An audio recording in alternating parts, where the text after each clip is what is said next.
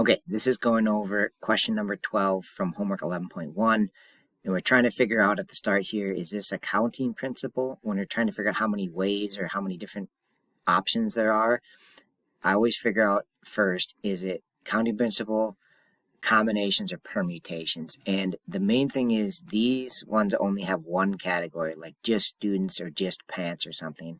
Counting principle has multiple categories. So this one's going to end up being counting principle because we have two price levels. So we have price is one category we're picking from, and then we have the repair level. That's another category. And then features is a next category. And then the final one is quality.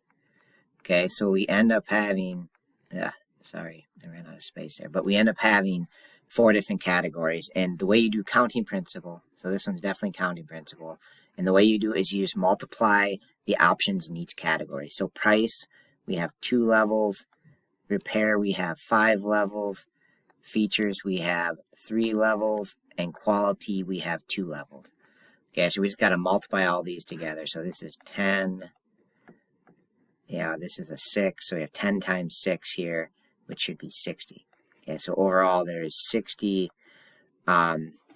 different things, 60 different I shouldn't say combinations, 60 different ways to pick from price, repair, features, and quality.